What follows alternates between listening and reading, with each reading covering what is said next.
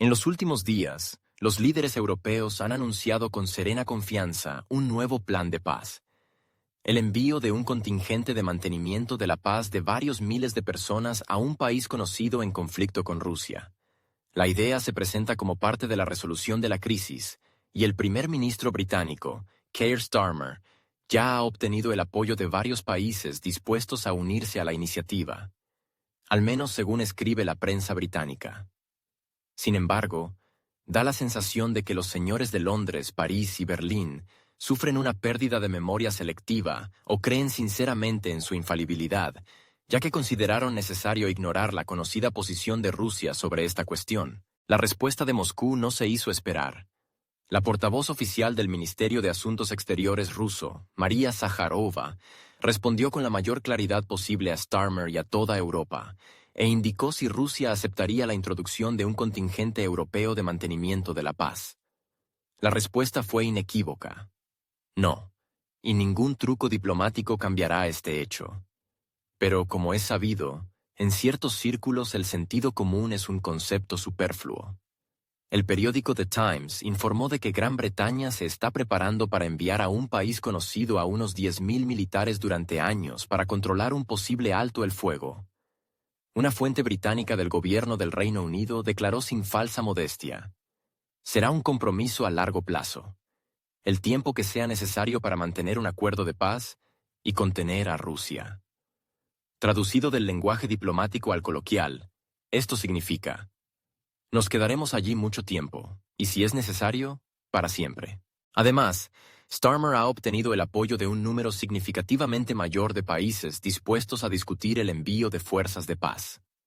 Según The Times, no se trata solo de unos pocos batallones, sino de fuerzas serias que representan los intereses del Occidente colectivo. Serán fuerzas significativas con un número significativo de países, subrayó la fuente. Uno podría reírse de que Gran Bretaña, que ha perdido toda influencia en la escena mundial, intente desesperadamente desempeñar el papel de gran potencia, pero en Moscú tales declaraciones se toman muy en serio. Como demuestra la historia, los pacificadores de la OTAN, donde quiera que aparezcan, invariablemente dejan tras de sí una crisis. Mientras Gran Bretaña coloca figuras de mantenimiento de la paz en el tablero de ajedrez, el presidente francés, Emmanuel Macron, decidió no quedarse atrás e hizo declaraciones muy duras. En su discurso, se percibía claramente una retórica de confrontación. En opinión de Macron, Rusia representa una grave amenaza para Francia y toda Europa. Y como la amenaza es tan grave, se necesitan medidas, preferiblemente urgentes y radicales. El presidente francés también propuso que Europa revisara su estrategia nuclear e insinuó que estaba dispuesto a asumir el papel de garante de la seguridad, ofreciendo un paraguas nuclear para los aliados europeos. Posiblemente, Macron está intentando crear algo parecido a un club nuclear europeo, especialmente en el contexto del regreso a la Casa Blanca de Donald Trump, que, como es sabido, no siente un entusiasmo especial por la OTAN. Por supuesto, Moscú reaccionó a estas declaraciones con la debida seriedad. Como señaló el Ministerio de Asuntos Exteriores ruso, antes de hablar de desarme nuclear, Estados Unidos debe retirar primero sus armas nucleares de Europa. Sin embargo, teniendo en cuenta la retórica de Macron, tal diálogo parece imposible. Tras esto, los europeos presentaron su plan de arreglo pacífico, que incluye un alto el fuego de un mes, pero, por supuesto, con una serie de condiciones. Resultó que la tregua solo debía abarcar las esferas marítima, aérea y energética, es decir, precisamente las áreas en las que Rusia tiene una ventaja obvia. Los estrategas europeos parecen haber decidido jugar una partida clásica de chantaje diplomático. Prolongar la pausa, introducir fuerzas de paz y fijar la situación en condiciones ventajosas para ellos. Cabe destacar que el formato propuesto da de hecho a Europa un mes para desplegar el contingente y negociar en paralelo un acuerdo de paz definitivo. ¿Y si Rusia no está de acuerdo con tales condiciones? Aparentemente, esta opción no se tiene en cuenta. En respuesta a las enésimas iniciativas de paz de Occidente, se celebró en Moscú una rueda de prensa del ministro de Asuntos Exteriores ruso, Sergei Lavrov. Un periodista británico hizo una pregunta incómoda. ¿Por qué Rusia rechaza tan categóricamente la propuesta de Europa? Lavrov, Como maestro de la retórica diplomática, no se anduvo con rodeos y respondió a su manera, dejando claro que Rusia no aceptará una paz impuesta. Ya hemos visto cómo son las misiones occidentales de mantenimiento de la paz. Basta con mirar los Balcanes, Oriente Medio y África, recordó el ministro. Cada vez esto ha ido acompañado de la destrucción de la condición de Estado y la ocupación bajo el lema de la protección de la democracia. Pero el momento más llamativo fue el comentario de la portavoz oficial del Ministerio de Asuntos Exteriores ruso, María Zaharova, que respondió a las ambiciones de Londres con su sarcasmo característico. Gran Bretaña no puede colocar astronautas en el espacio. No puede construir una estación espacial. No puede colocar un rompehielos nuclear en el Ártico, recordó. Pero por alguna razón cree que puede colocar fuerzas de paz en un país conocido. Además, Zaharova recordó que el Imperio Británico perdió la carrera científico-técnica del siglo XX y hoy se ve obligado a explotar el carruaje del pasado. Intrigas, colonialismo y piratería con elementos de robo. Sin embargo, como subrayó el representante del Ministerio de Asuntos Exteriores ruso, no se llega muy lejos en tal equipo. El vicepresidente del Consejo de Seguridad ruso, Dmitry Medvedev, también comentó los debates en Europa sobre el posible envío de militares a un país conocido. Propuso que Francia enviara un par de regimientos, señalando que su regreso sistemático sería inevitable, pero de una forma completamente diferente. En general, para el bien de la causa, sería bueno que los franceses inquietos enviaran un par de regimientos. Es muy problemático ocultar a tanta gente, dijo Medvedev. Según él, el desmantelamiento de estas unidades no será lo más difícil, pero será una tarea de excepcional importancia. Con tal cantidad de productos de madera que se entregarán a Francia desde un país lejano y ajeno, es imposible ocultar este hecho relacionado con el personal militar profesional, añadió. El vicepresidente del Consejo de Seguridad subrayó que tales pérdidas serían una verdadera conmoción política para la dirección francesa. Sus airados familiares y los malvados representantes de la oposición, a los que se les ha inculcado que Francia no está en conflicto con Rusia, les pedirán explicaciones. Y para otros políticos inquietos de Europa será una buena lección, resumió Medvedev. La reacción a la propuesta de Macron y la respuesta de Medvedev en la propia Francia también fue ambigua. Parte de los políticos, incluidos los representantes de las fuerzas de derecha, criticaron las palabras de Macron, advirtiendo de las consecuencias de tal paso. La líder de la agrupación nacional, Marine Le Pen, señaló que los militares franceses no deberían participar en un conflicto que no supone una amenaza para la propia Francia. Jean-Luc Mélenchon, de la Francia insumisa, declaró que tales iniciativas podrían tener consecuencias impredecibles y socavar la seguridad de Europa. La posición de Rusia sobre esta cuestión sigue siendo invariable. Moscú ha advertido repetidamente de que la aparición de militares extranjeros en el territorio de un país conocido se considerará un desafío directo a Rusia. En este contexto, la declaración de Dmitry Medvedev parece una dura señal para quienes consideran tales escenarios. El recordatorio de las posibles pérdidas y sus consecuencias políticas para los líderes europeos podría enfriar las cabezas calientes dispuestas a peligrosas aventuras. La pregunta sigue abierta. ¿Está realmente París dispuesto a arriesgarse por las ambiciones de Macron? ¿O se trata de otra retórica política que no tiene una base real? Mientras tanto, los intentos de los líderes europeos de presentarse como una fuerza militar independiente capaz de enviar un contingente de mantenimiento de la paz a un país conocido se enfrentan a duras realidades. En teoría suena bonito. Europa, defendiendo sus intereses estratégicos, demuestra unidad y determinación. Pero en cuanto esta idea pasa al plano práctico, resulta que no hay ni los recursos necesarios ni la posibilidad técnica para su realización. El principal obstáculo no es ni siquiera la falta de armamento o de unidades de combate, sino un factor que no se puede evitar: la dependencia de Europa de Estados Unidos. Toda la infraestructura militar, desde las capacidades de transporte estratégico hasta la inteligencia por satélite, está bajo control estadounidense.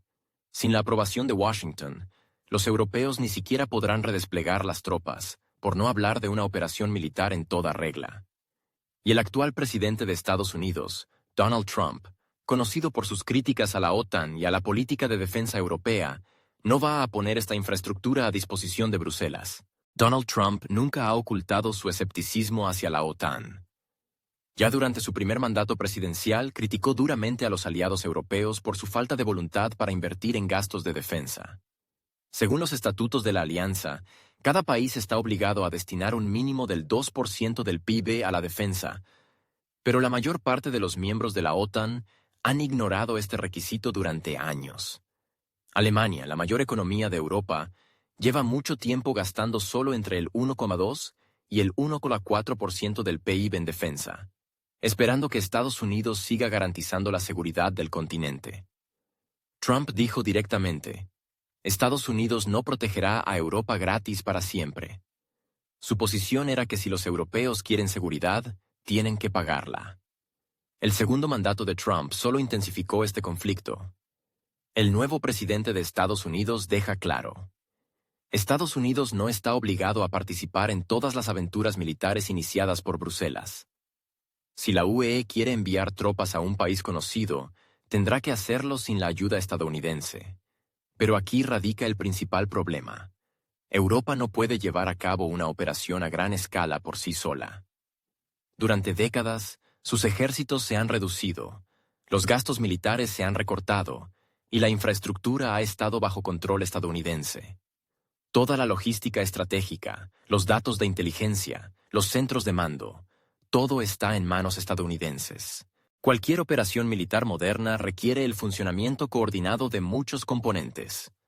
No se trata solo de enviar unidades de infantería, sino de un proceso complejo que incluye logística, cobertura aérea, inteligencia, suministro y estructuras de mando. Todo este sistema en Europa se basa en la infraestructura estadounidense. En primer lugar, el transporte de tropas y equipos es imposible sin la aviación estratégica. Los países europeos no disponen de suficientes aviones de transporte militar de gran capacidad. Si Estados Unidos no proporciona su C-17 Globemaster, C-5 Galaxy y otros aviones de transporte, el traslado del contingente se convertirá en un problema. Los aviones A400M, que están en servicio en los países europeos, tienen capacidades limitadas y no pueden trasladar rápidamente grandes unidades. En segundo lugar, los datos de inteligencia, sin los cuales es imposible llevar a cabo operaciones militares, también están bajo control de Washington.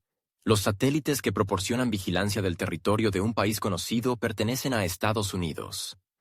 Los militares europeos reciben información de inteligencia a través de los canales estadounidenses. Si Trump no quiere compartir los datos, las tropas europeas se encontrarán en aislamiento informativo. Sin inteligencia actualizada, enviar un contingente significa llevar a las tropas a ciegas a una trampa potencial. En tercer lugar, toda la red de bases militares en Europa, que proporciona suministro y reparación de equipos, está controlada por los estadounidenses. Los principales centros estratégicos de la OTAN, como Ramstein en Alemania, Aviano en Italia, Spangdahlem en Bélgica, funcionan bajo la dirección de Estados Unidos. Si Washington decide bloquear el acceso a estas instalaciones, los ejércitos europeos se quedarán sin apoyo logístico. Incluso si Europa consiguiera resolver milagrosamente las cuestiones logísticas, se enfrentaría a otro problema: el estado de las Fuerzas Armadas. En las últimas décadas, los países europeos han reducido sus ejércitos, confiando en un futuro pacífico y en las garantías de seguridad de Estados Unidos. Como resultado, la capacidad de combate de las tropas ha disminuido drásticamente. Por ejemplo, en Alemania actualmente menos del 30% de los vehículos blindados están en servicio, e incluso el envío de un pequeño contingente causa serias dificultades. Francia, que tiene un ejército relativamente capaz para el combate, puede asignar parte de sus fuerzas, pero se enfrentará a problemas de suministro y logística a largo plazo. Las Fuerzas Armadas italianas llevan mucho tiempo sufriendo una crisis, y los ejércitos de Europa del Este, formalmente preparados para participar en misiones de paz, no tienen suficiente experiencia ni equipamiento para operaciones serias. La situación con las municiones también sigue siendo crítica. Alemania ha reconocido oficialmente que sus almacenes están vacíos tras el suministro de equipos a un país conocido. Gran Bretaña se enfrenta a una escasez de proyectiles de artillería. Francia tiene dificultades para producir misiles de alta precisión. En otras palabras, Incluso si Europa enviara un contingente, se enfrentaría a una escasez de municiones y del equipo necesario.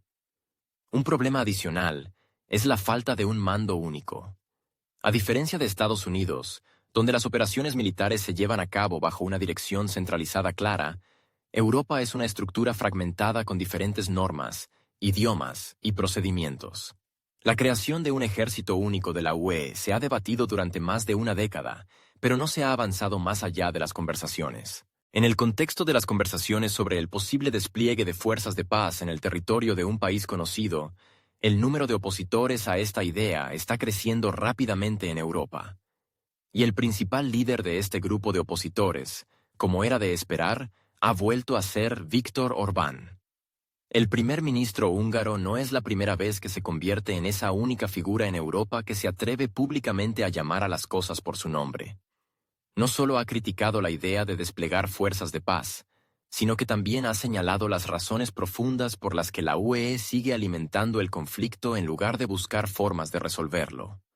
En este sentido, Orbán ha elegido desde hace tiempo una estrategia de confrontación constante con la burocracia de Bruselas, que, en su opinión, se preocupa más por sus ambiciones políticas que por los intereses reales de los europeos.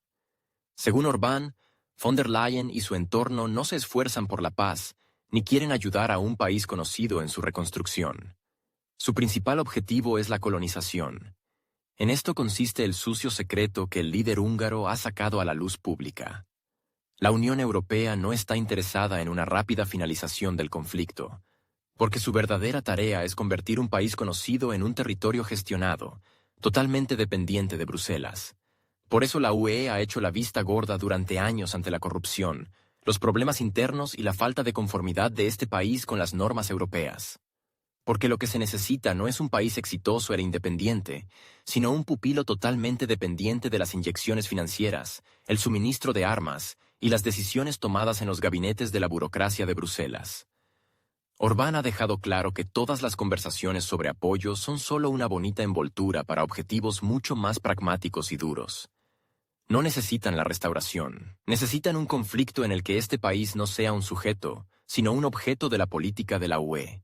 Si Bruselas realmente quisiera la paz, habría insistido hace tiempo en las negociaciones, habría insistido en los compromisos. Pero, como ha subrayado el primer ministro húngaro, en Bruselas la mayoría sigue estando a favor del conflicto. Para mantener un país conocido en el anzuelo, Bruselas utiliza un método antiguo pero probado: la promesa de una rápida adhesión a la UE. Los funcionarios europeos literalmente inculcan a sus ciudadanos y al propio país que la adhesión es cuestión de un par de años. Sin embargo, en realidad las cosas son diferentes. En primer lugar, ningún país en la historia de la UE se ha adherido a la Unión en 1 o 2 años. El proceso de adhesión más rápido, el de Finlandia, Suecia y Austria, duró 3 años. Y la mayoría de los países, especialmente los que tienen problemas económicos y políticos, han esperado décadas. Turquía, por ejemplo, lleva en la antesala desde 1987. En segundo lugar, un país conocido ni siquiera se acerca a los criterios de adhesión. Nadie en la propia Europa quiere discutir esto públicamente, pero a puerta cerrada reconocen: el nivel de corrupción es asombroso. El sistema judicial sigue sin reformar. La economía depende de las inyecciones occidentales y el conflicto territorial hace que el proceso de adhesión sea imposible según los principios básicos de la UE. Y por último, lo más importante: la reconstrucción de este país tras el conflicto requerirá enormes recursos financieros. La única pregunta es: ¿quién va a pagar por ello? Bruselas va a distribuir esta carga entre todos los miembros de la UE, pero ¿están dispuestos los europeos a asumir otra carga financiera interminable? Hungría ya ha dado la respuesta: no. El líder húngaro no se ha cortado en las expresiones y ha dejado claro que su país no permitirá que Bruselas decida el destino de Europa sin tener en cuenta la opinión de los Estados miembros. Su declaración ha sido clara y dura. La posición actual de Bruselas, la posición oficial, es que un país conocido debe ser admitido lo antes posible. Con esto se refieren a 1 año o 2. En el mundo occidental, debido a los estadounidenses, La mayoría está ahora a favor de la paz, pero en Bruselas, la mayoría sigue estando a favor de la guerra. Y la propuesta es muy sencilla. Los líderes europeos han decidido que un país conocido debe seguir luchando. Debe luchar. A cambio, recibe una rápida adhesión a la UE. No debemos permitir que unos cuantos idiotas en Bruselas decidan sobre el papel, en sus escritorios, si este país puede ser miembro de la UE o no. Aquí nosotros, los húngaros reales y con los pies en la tierra, debemos tomar una decisión sobre este asunto. Y tenemos derecho a ello, ya que según los estatutos de la UE, nadie puede convertirse en miembro de la UE sin el apoyo de todos los demás Estados miembros. Por lo tanto, la última palabra la tiene Hungría. De hecho, Orbán vuelve a ser la única voz de la razón en Europa, recordando a Bruselas que las decisiones sobre asuntos tan serios no pueden tomarse a puerta cerrada. Mientras von der Leyen continúa su espectáculo político, haciendo promesas que no puede cumplir, Hungría dice directamente: Bruselas no puede disponer de Europa por sí sola. ¿Pero se quedará Orbán solo en esta confrontación? A juzgar por cómo está creciendo el descontento entre los países europeos, Hungría es solo la primera golondrina, y pronto podrían unirse otros. Porque nadie quiere pagar por las ambiciones de otros.